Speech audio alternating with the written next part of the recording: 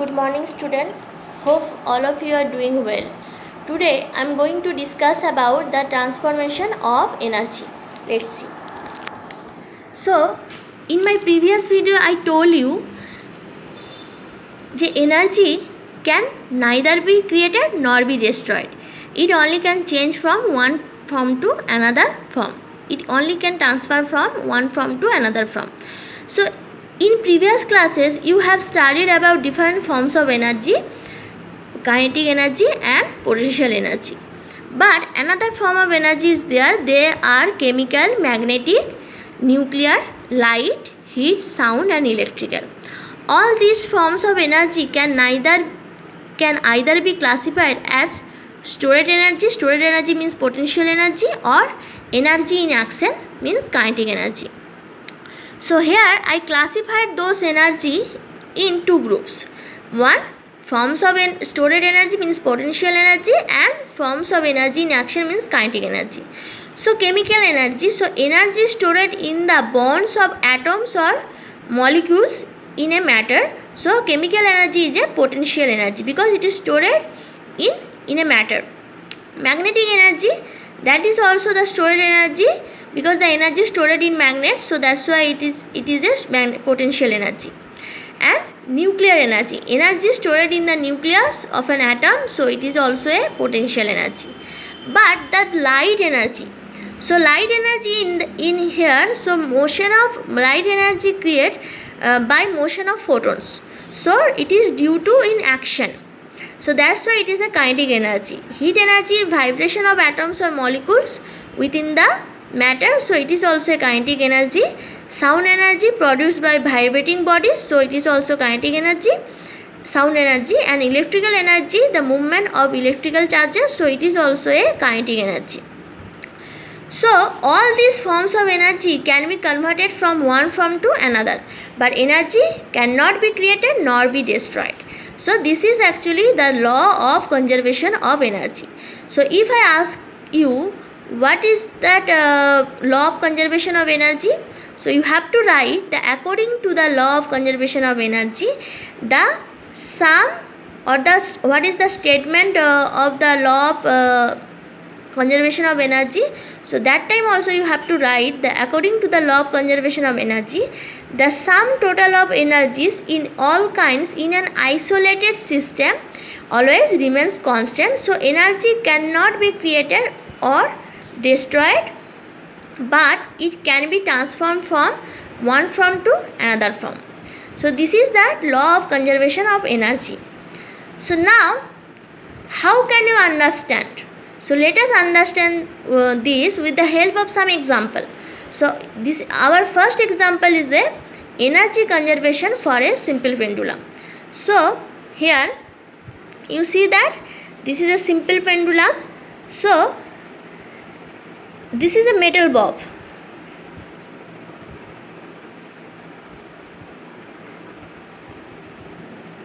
So this is a metal bob.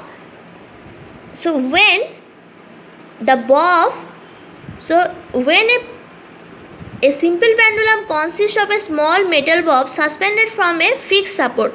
So this is a fixed support and this is a metal bob, and this position is called, so this position B is called the mean position, and this is the extreme high position, right position, and this is the extreme left position.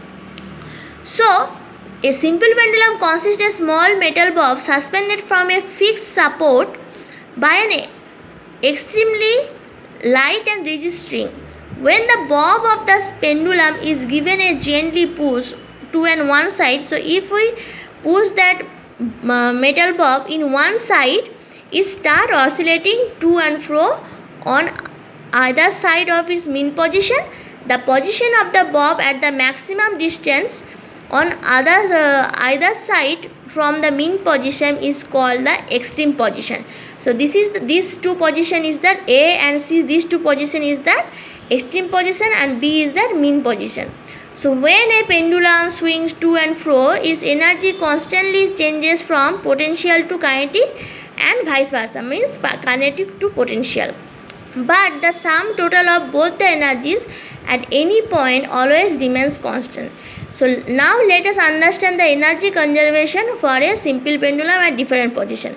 So when the metal bob is in mean position, means position B, so that time potential energy is 0 and but kinetic energy is maximum. But when we push that metal bob or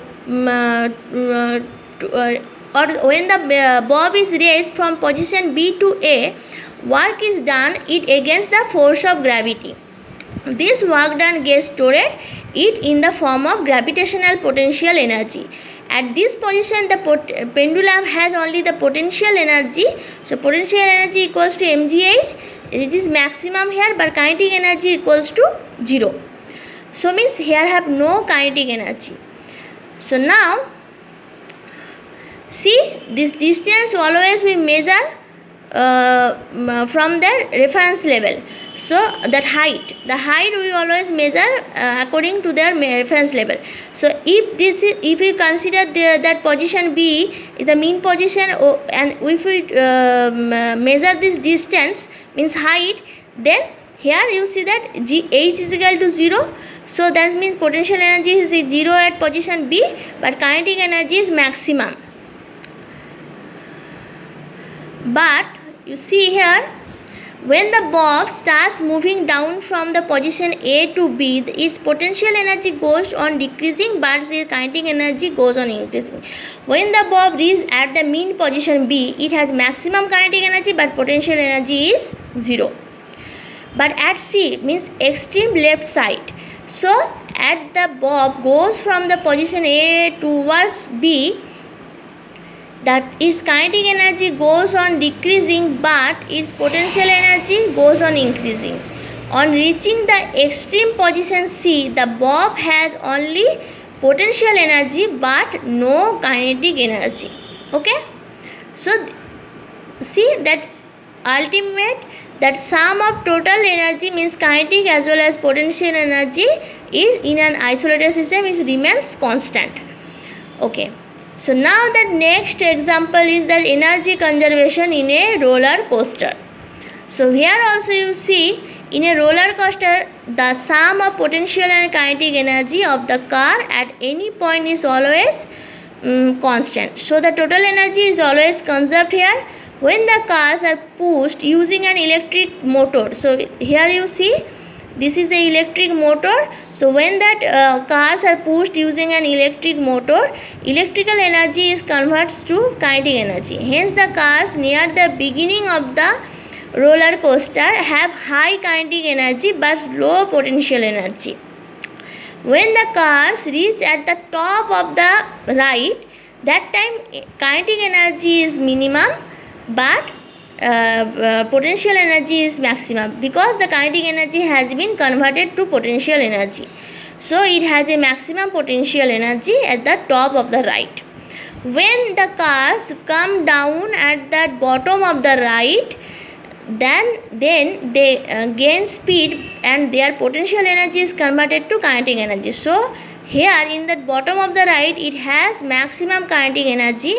Due to the speed, cars climb up again at the next loop and kinetic energy gets converted to potential energy. So each gain in height corresponds to loss of speed and hence loss of height for the next loop. Hence, when the car is going up and coming down, the potential and kinetic energy are readily changed from one form to the another form. So this is also the another example of energy conservation. Okay, so next, see the next example. So energy conservation in a hydroelectric power plant. So a hydroelectric power plant also uses the transformation of potential energy to kinetic energy or to generate electricity. So for this purpose we are using the hydroelectric power plant to generate electricity. The water is stored at a reservoir at a certain height above a dam, hence it possesses a gravitational potential energy. When the water released from this height, the potential energy of the water gets converted into kinetic energy, and this kinetic energy of the falling water is then used to rotate The blades of the turbine connected to a generator. The generator converts the mechanical energy to the rotating blades into electrical energy. So you see here. So when that water stored in a dam at a height, so here the water stored in a dam at a height, so here the potential, it has a potential energy. But when the water falls, so when the water falls means water released, so from a height to the ground level, the potential energy is converted to a kinetic energy. Now here I have a turbine. So this is the turbine. So when that falling water moves the turbine, the kinetic energy is converted to a mechanical, see, energy energy transfer into electrical energy. So kinetic energy is converted to a electrical energy by using a turbine. So when the electric energy is used for different purpose, so from here the electric energy we are using for different purpose like heat, light. So see that lamp post here, so that light energy also we can transfer to home, so or house to house. So heat, light, sound energy, for these purposes we can use that electrical energy. So this is also another example of a conservation of energy in a hydroelectric power plant. Let's see some other examples of energy transformation. So when a person, so see this boy holds the ball at a height, so here potential energy is maximum but kinetic energy is 0. But when that ball is dropped, the potential energy gets converted into kinetic energy. When the ball touches the ground, its potential energy becomes 0, but it has a maximum kinetic energy. So see here, in this position the potential energy is maximum but kinetic energy is 0. When that boy is holding that ball in his hand, but when the ball is dropped here, the potential energy gets converted to a kinetic energy. So when that ball is touched the ground, so potential energy is 0 but kinetic energy is maximum. Let's see another example, car on a hill. So when that car is at the top of the hill, so here, so it has the most potential energy. But if it is sitting still at the top of the hill, so it means it has no kinetic energy. So means potential energy maximum but kinetic energy is 0. But when as the car begins to roll down the hill, so when the car is rolling down hill, so here you see that car is rolling down the hill, so it loses potential energy. So that potential energy is converted to kinetic energy. So the car loses potential energy but it gains kinetic energy when it reaches the lowest level. So when that so see this, if you compare this level and this level, so this is the lowest level. So when it reaches the lowest level, it has a maximum kinetic energy but minimum potential energy. So this is also another example of a transformation of energy in a car moving on a hill. Okay, so next our important topic is power. So power is defined as the rate at which the work is done or energy is transferred per unit time. If W is the work done in time T, then the power is given by power equals to work done by time, so W by T. So P equals to W by T. This implies that the power will be greater if the work is done in a smaller time. So you see that, so power is directly proportional to work done but is inversely proportional to time. So power will be greater if the work is done in a smaller time. So if you finish your work in smaller time, that means you have a greater power. But if you finish your work in a larger time, that means your power will be smaller. So from this expression we will get this information. So this implies that the power will be greater if the work is done in a smaller time, and the power will be smaller if the work is done in a larger time. So what is the units of power? So SI units of power is joule per second. This unit joule per second simply written is as watt, or hence the SI unit of power is watt. So we can denote watt as capital W. So the power is said to be 1 watt when we will say power is said to be 1 watt. So the power is said to be 1 watt when a work of 1 joule is done in 1 second. So when we finish work of 1 joule in 1 second, that time we will say work is 1 watt. So the bigger unit of watt is kilowatt. 1 kilowatt equals to 1000 watt. The unit of power in the BT system, just like a CTS system, SI system, just like another system is British system, is horsepower denoted by HP. So 1 HP equals to 746 watt. So this you please remember this information. 1 horsepower equals to 746 watt. So now is that important things, you know that energy, and what is energy we know. Now is we know that what is power. So what is the difference between energy and power? So energy, we know that energy is the capacity or ability to do work, and power is the amount of energy transferred in a unit time. So you have to mention the time here in definition of power. So energy, it doesn't depend on time, but power, it is depend on time. Its SI unit is joule, its SI unit is watt, or you can say that joule per second. It can be converted from one form to another form, and it cannot be transferred from one form to another form, because energy, we know that in energy conservation, kinetic energy is transferred to potential energy is also converted to a kinetic energy. So it can be converted from one form to another form. It can be stored, but it cannot be stored. So power cannot be stored, we cannot store power, but energy we can be stored, because we know that according to the law of conservation of energy, so the sum total of energy in an isolated system is always remains constant.